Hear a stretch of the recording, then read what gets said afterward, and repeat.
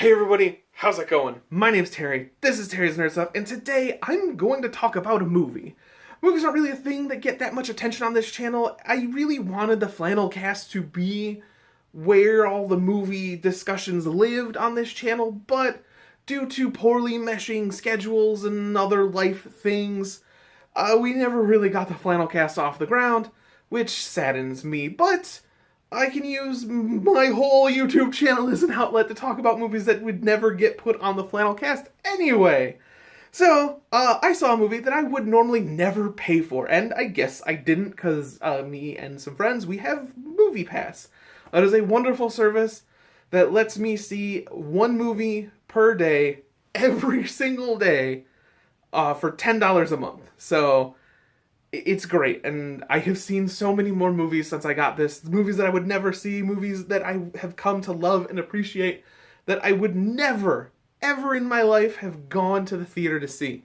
So, I mean, if you want to research it yourself, I hear they have terrible, terrible customer service, but I've never experienced that. If you want to look into it yourself, I will put the information in the description, and if you're nice, and real nice, I'll also put my referral link in the description. This is not sponsored.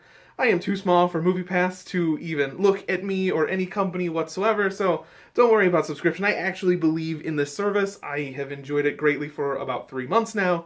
4 months now. Whew, I've had it a while. 4 months now, and I want more people to go see good movies and save some money. It's great. If you go see one movie using MoviePass and cancel it, you're already saving money. So, anyway, let's get to the meat and potatoes of this video, where I talk about what is going to be, hesitantly, I'm going to say that Paddington 2 is going to be the yardstick by which I measure every single movie I see this year. And that's not a low bar, it is actually a generously high bar that so many movies are going to have to overcome for me to think of them as good movies. Paddington 2 is without a doubt one of the most sincere and endearing movies I have ever seen. There is not a hint of cynicism anywhere. The villain is genuine, the heroes are genuine, the zealot is genuine, and they're all super nice and believable and just pleasant. The movie is just pleasant. I love it. And it's astonishingly that this movie came out post-1990s and is a kids movie that has heavy use of CGI, has like a heavy use of CGI and a talking animal character, and there is not one fart joke, poop joke, there's no burps, there's no sexual innuendo at all, anywhere.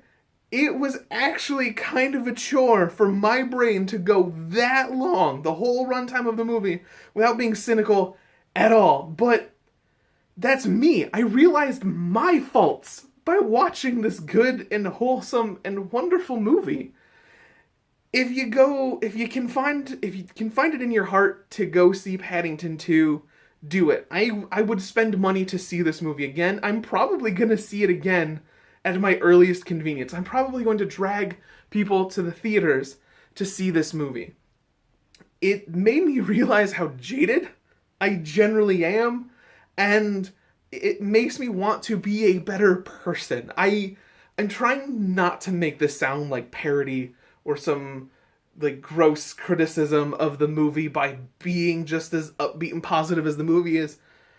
I will look you dead in the eye and genuinely say Paddington 2 is one of the best movies I have ever seen.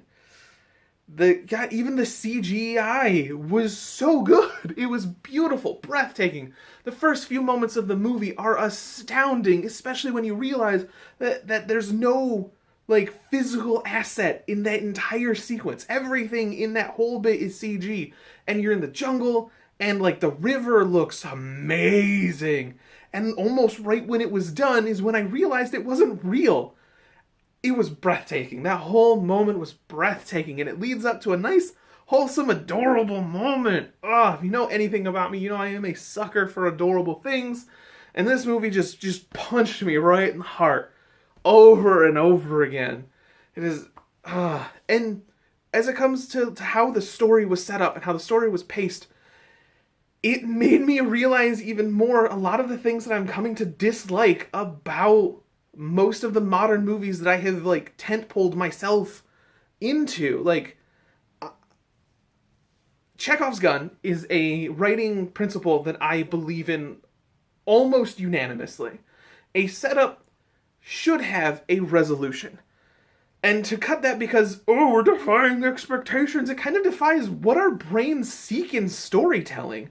We as humans, not as just people, as biological animals, seek out storytelling because they fill this, like, if this, then this need that we have.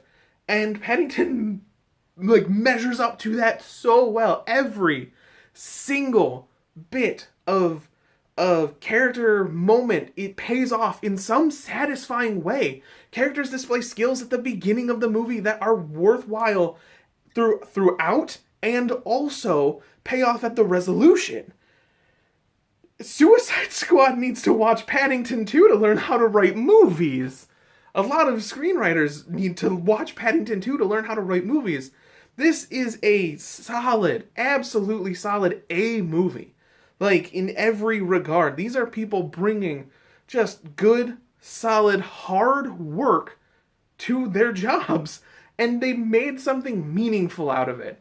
I watched the whole credits because I felt like this was the first movie where I felt like I wasn't waiting for something at the end. I didn't need more or deserve more. If there's a Paddington 3, it's not going to diminish or add to the value of Paddington 2.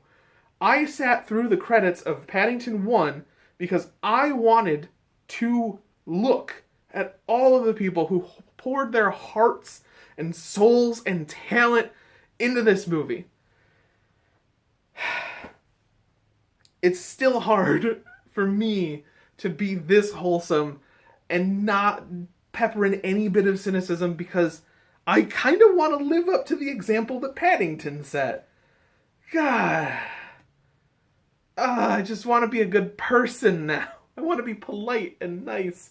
And my stupid brain that wants me to crack jokes all the time at others' expenses is going to take over in like 2 days. And it makes me sad. Paddington 2, Cliff Notes, is just a good, wholesome, solid movie that feels really good from a movie buff standpoint, because it is one of these, like, movies that is way better than it should have been. It's way better than you could have any expectation for. Pays off in satisfying ways, and if you can remove yourself from the layers and layers of jaded cynicism that have built up over time, you can find, like, true, genuine enjoyment in this movie.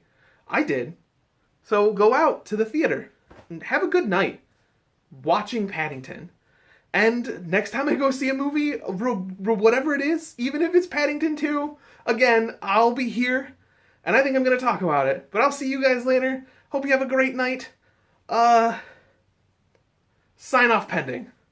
Bye! Oh, and one other thing that I really want to add, the problem at the end of the movie wasn't solved by, like, the power of love or family or friendship, like it always is in these family-friendly movies with a talking animal mascot.